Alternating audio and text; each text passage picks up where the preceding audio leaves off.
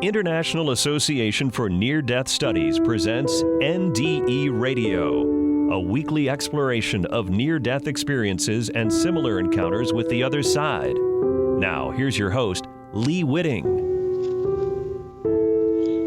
Welcome to NDE Radio, brought to you by IANDS, the International Association for Near-Death Studies. I'm your host, Lee Witting. NDErs often return from the experience with increased knowledge and a need to change careers. But sometimes, perhaps more often than we think, life-changing information comes through from the other side without our going there to get it. Today's guest, Anja Prestridge, is one such person with a fascinating story to tell. Anja has been an energy healer and light worker for more than 25 years now, and during that time she has learned and used a vast number of techniques to facilitate healing. Integrating her training and experience as a registered nurse with her profound knowledge of energy medicine has made her a very successful practitioner of multidimensional healing internationally. As a medical intuitive and using dowsing techniques, she is able to identify the imbalances of the body, mind, and spirit, releasing such to foster a healthy and happy life. Anja is a certified body code and emotion code practitioner with other practices as well. It's time to welcome you, Anja, to NDE Radio. Thank you, Lee. I'm excited to talking with you. Thank you for having me. Oh, well, you're very welcome. With all these credentials, you've come a long way from your start as a certified nurse's aide. And I sure have, yes. Yeah, and you told me you were absolutely convinced that you didn't want to move any further than being a CNA, didn't want to do any more than that until a certain patient named Tom entered your life. So tell us what happened to start you on this advanced multidimensional career of yours. I was, after I stopped flying, I was a flight attendant for a while. I decided to go in healthcare. And I thought the easiest way to get a step into the healthcare would be becoming a CNA. And I was perfectly happy with that. And I was working in one of the local hospitals here in Bangor. And one day I'm just walking down the unit, and I saw a call bell coming on. And even though it wasn't my patient, I decided to just check in because I was in the neighborhood. And so I walked in there and I saw this patient laying in the hospital bed, and I don't know what he wanted, but I could tell he had spinal cord injury from the neck down. And so after I attended to his needs, I saw that his television was running. And I thought, do you want me to change the channel? Because I saw some Christian channel there, and they were asking for money. And, who's my... Anyway, I asked him, and so he said no, and finding out that he was a born-again Christian. So I said, oh. And from then on, when I tell the story, I said he was trying to save my soul. So after a while, I became always his CNA, and after a while he said to me, Anja, you have to become an RN. And I was so full of resistance, and I said, no, I don't want to go back to school anymore. I have all the degrees I wanted, and I don't want to pay for school and all this kind of, I don't want the responsibility.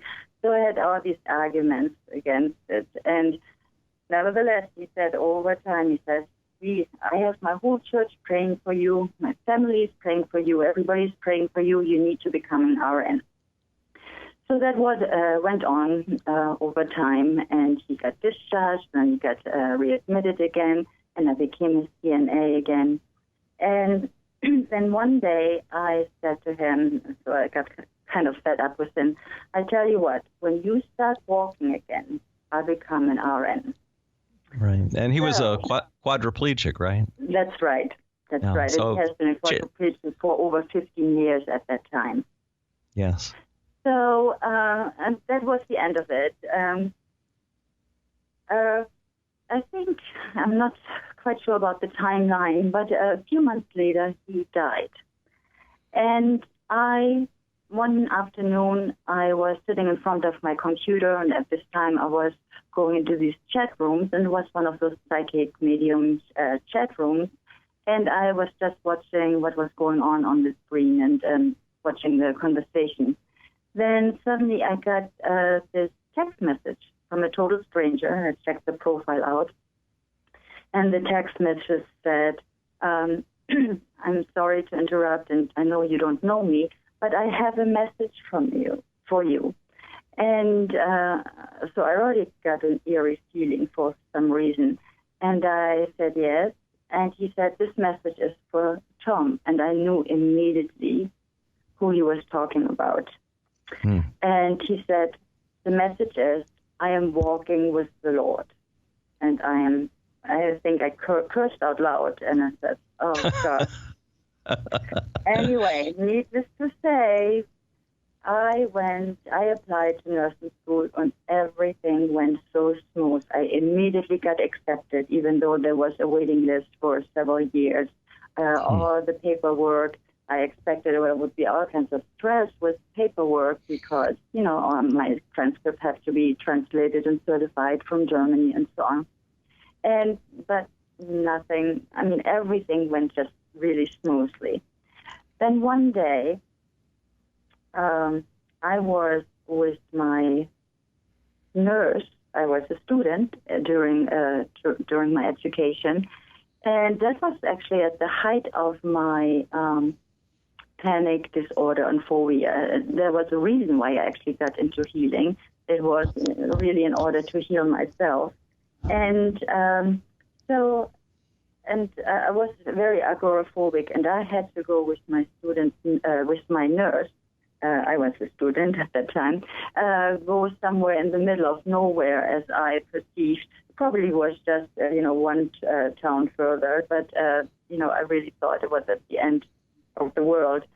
And well, you can go one town out of Bangor and be right in the middle of nowhere. Yeah, but go on. Yeah, it seems that way sometimes. So we're knocking at the door, and I was trying to keep my panic down, and the door opened, and there was the wife of Tom, my former patient. Wow. And I started crying and told her that because of him, I am now in the middle of nursing school, and told her about the message, which I don't know whether she looked a little bit confused, but at that time I was able to just kind of a little bit paid back, and I bathed her and lotioned her and gave her a back massage and all this kind of stuff. And thanking her that way was actually, was the beginning of a career in nursing and in healing, really. Mm-hmm. And yeah, it was pretty amazing. It was quite profound, So this is where I really realized that there is a plan, and that was the start, really, of my spiritual journey as well. Do you think Tom directed you to his wife's house like that? Well, I certainly believe that. It's just, how you get sometimes those goosebumps, and you just know, you have that sense, that feeling, this is important, this is something, that I didn't create this, something or somebody else created this. Yeah, I really definitely have a sense of it. And, really, I was in that chat room for the first time, and that this total stranger just told me this message out of nowhere. I've never talked with this person, and said, he is walking with the Lord. After I blurted out to him, because I was so fed up, he's telling me that everybody's praying for me to become a Well, that's really amazing too, Anja, because you said it just out of maybe a moment of annoyance. I'll go to nursing school when you're walking again. And yet you set him up. Yeah, and yet you followed through. You didn't just blow it off. You got that message and you went to nursing school. Yeah, I got that message. I really got this message. Changed your life. Yes, it did. I don't know what I would have done with my life. I probably would have been stayed as DNA, or maybe decided, who knows.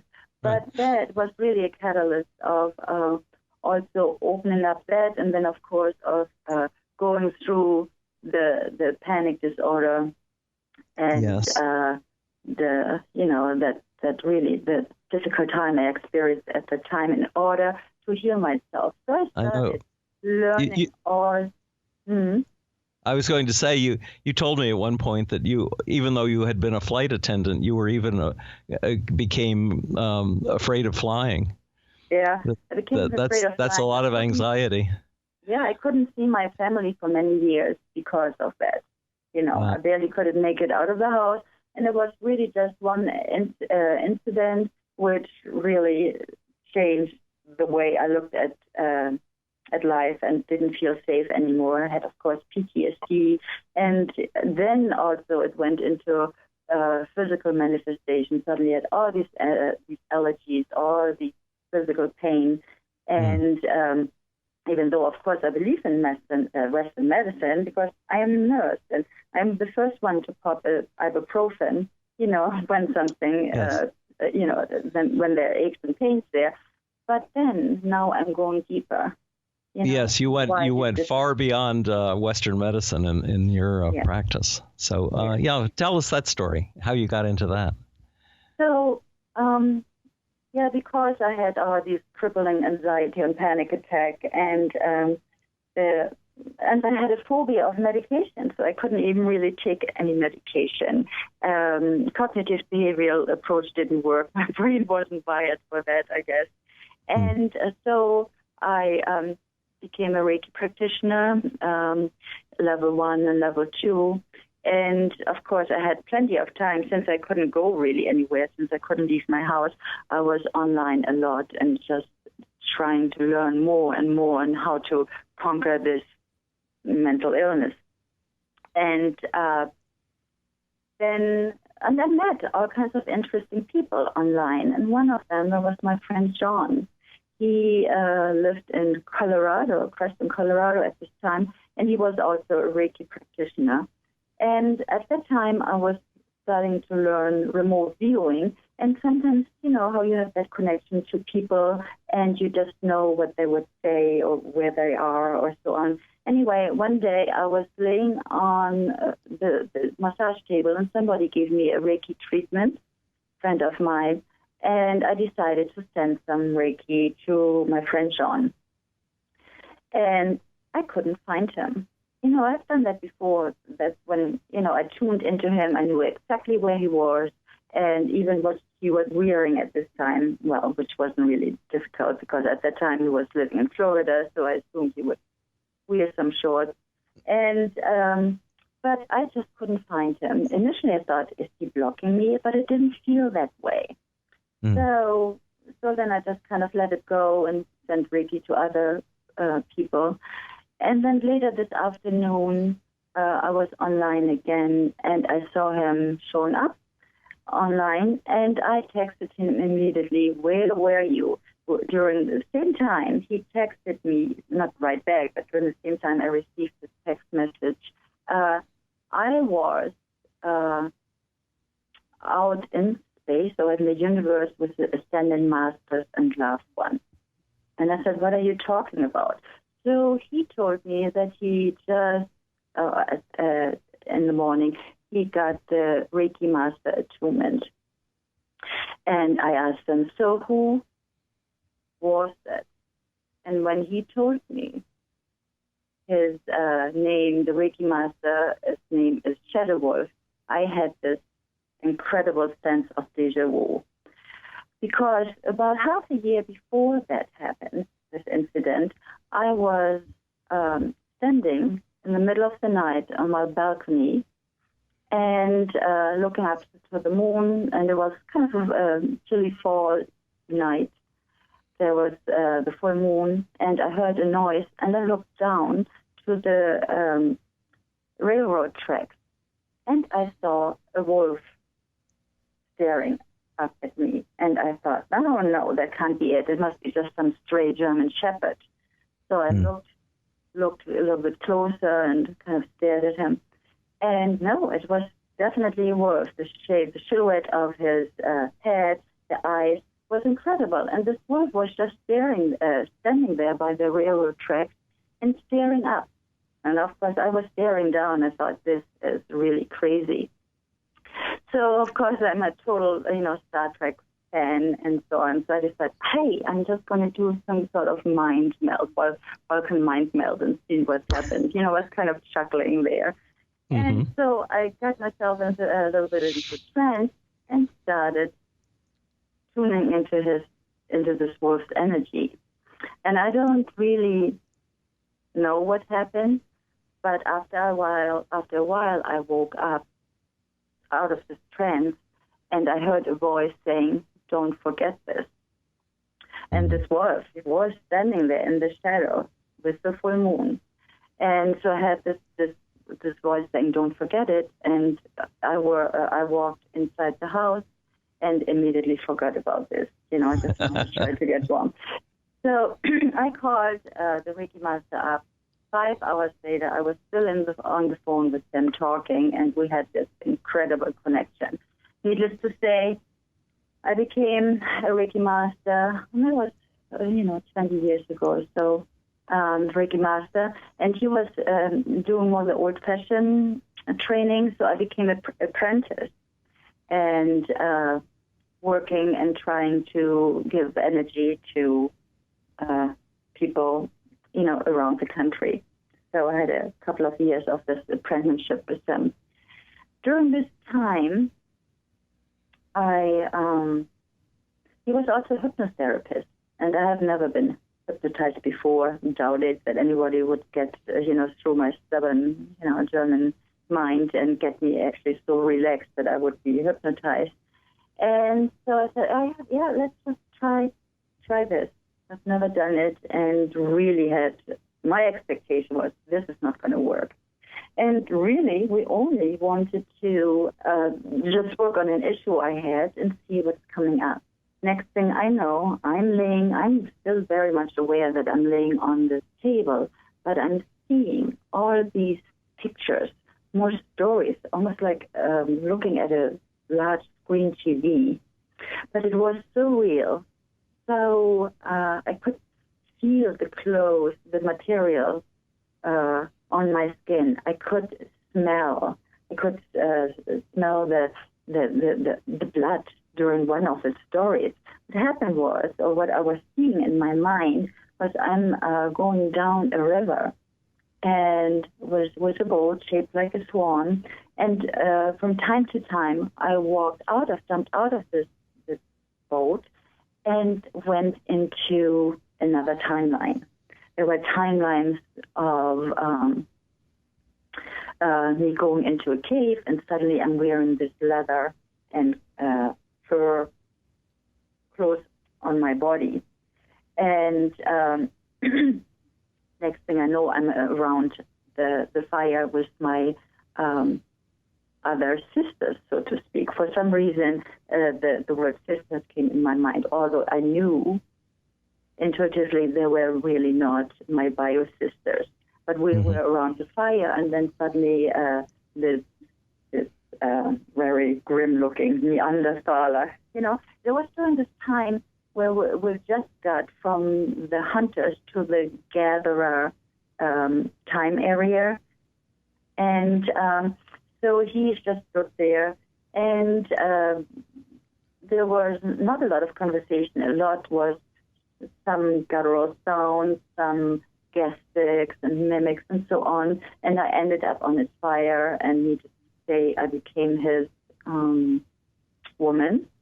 The sense of it was woman. There was not the understanding of being a wife or so. It was just his woman. So I became pregnant, and I later on went to, of course, there are these time lapses. It's not so that I saw from minute to minute, years to come, but these time lapses occurred into my mind. Next thing I know, I was pregnant. Next thing I know, I went down to the river and gave birth. And I must say, I was squatting at the tree, holding onto the tree, and after the boy came out of me, I delivered the boy, I ripped the cord with my teeth, and I could taste the iron taste in my mouth, the iron of the blood. So, as I said, it was so detailed. It was pretty amazing. And anyway, so the story continues, and many years later, we were starving, and the man decided to go hunting. And he took my boy with him. And I absolutely resisted, and I was afraid. For some reason, I said, don't take my boy. Anyway, the hunting party left, and sometime, I don't know whether it was days or weeks, they came back, and my boy was missing. There I was laying on the massage table, still aware that I'm laying there, but I could not stop from sobbing and crying. I mean, I experienced so much grief at that time. I could not even think, really, even though I was aware that I was on the table, but I couldn't even think of stopping, howling out there. And then next thing I know, I went to another and another and another, as I believe, past life experience. Either that, or I'm just really having an incredible fantasy life. But I really do believe that I was remembering my past life. Now, do you remember another life that you could tell us about? Yes, I met Jesus Christ, and I am a Christian, but I'm also a Buddhist, and I'm embracing a lot of religion, or rather, I am interested in a lot of religion, but I'm really more spiritual than anything else. So I was jumping off the boat again, and next thing I know, I'm wearing these very rough cloths on my body. And I was a woman. There were other lifetimes where I was a man. And we decided, the other women in my life and I decided to go up to the hill, and because the Messiah is speaking. And it was very interesting, the sense, the feeling of just interest and making it an exciting little adventure, almost like going to a picnic. That was the sense I received at that time. And so we were walking up the hill, and there were so many people there, lots and lots of people, and we couldn't really get any space closer to this man who I just saw a profile. He had really dark hair, kind of not more wavy. He had really an interesting nose. It was more like a hawk type nose. And so that's all what I saw, and of course his clothing and stuff. And so I'm just looking around during this time and couldn't hear what he was saying. And I know he was talking because I saw his lips moving. Then I watched the expression of the people who were close to him. They were all sitting around him. And that's the expression of awe on their faces. It really got to me. I thought, I wonder what he was talking. And I thought that in my mind, I wonder what he is talking. And that's all in the present. It's here when I was going through these experiences, those stories, I always had the sense of this happened right then in the present. And so, yeah, I did not hear what he was saying, but I saw the expression on the faces of the people who could hear him. This reminds me a little of when people have near-death experiences and they have a life review. I wonder if those life reviews or elements from those life reviews are available as memories when you're in a hypnotic state. It sounds like that was you were catching glimpses of past lives as you might have seen them in the life review after you had died. Yeah, quite possible. I have, during my years of study, I'm able to connect to the Akashic record now. I am also working when I work with clients. I am connecting to the, as I call it, the universal library to get information about my clients in regard to what basically ails them and what the underlying reasons are. So then in order to remove those energies and balance everything out. So during this time, then of course, as I mentioned before, I started learning more and more and more in order to heal myself, and then finding out that I, with those techniques, were able to help other people as well. So then slowly but surely, I first started with my friends. Hey, I learned something new. Do you want to try it out? And then it kind of developed into something much larger. And working with this kind of energy, also, I saw changes over time.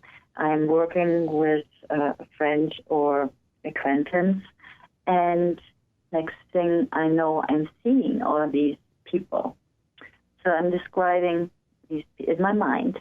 I'm seeing people in my mind, and I'm describing the people, finding out that there's the mother, grandmother, a friend who died, and they are there to help during this healing.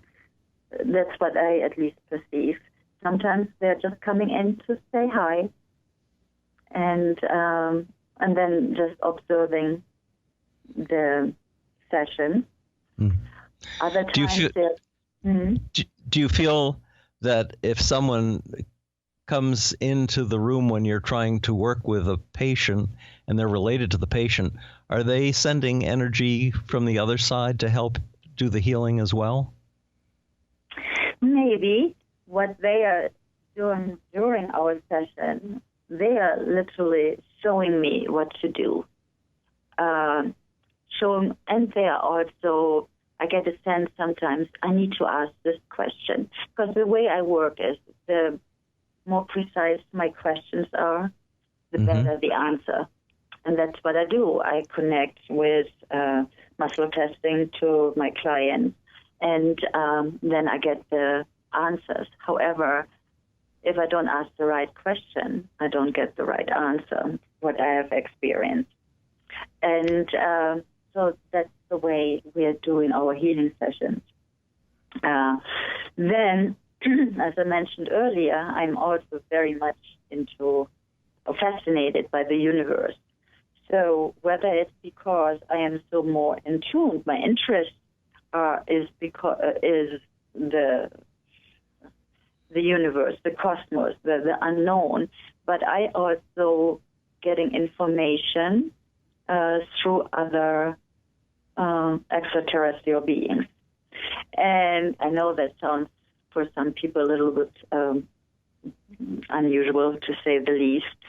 But I had a client, and she's a very quite well-known psychic, and so we're doing energy exchanges. And she suddenly looks up and says, "Look in the corner." And in my mind, I see this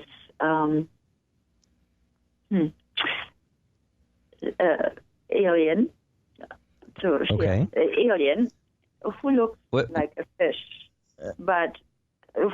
a fish, but standing up, very large. And this alien looks like, has these big legs, like these fishes who clean the aquarium. You know what fishes I'm talking about? Yes. And so I'm seeing this in my mind, and she is obviously seeing it as well. And so we are describing what we are seeing, and it was identical. And so this is a source of healing information as well. I call him the doctor, or it could be a woman, who knows it, and I call him the doctor now, because lately he has been wearing a physician coat. And when he shows up, this is when I go into cell modification. I work with chromosomes, DNA, of course, all energetically. And when he shows up, I get information downloaded or channeled, which I have not known before. So very interesting. So Anja, unfortunately, we are running out of time, and I want to give you a chance to let the audience know how they could get in touch with you or get to your website if they'd like to. Yeah, sure. My website is www.heavenlychi.com, and it's spelled HEAVN. There's no E in there. LYCHI.com.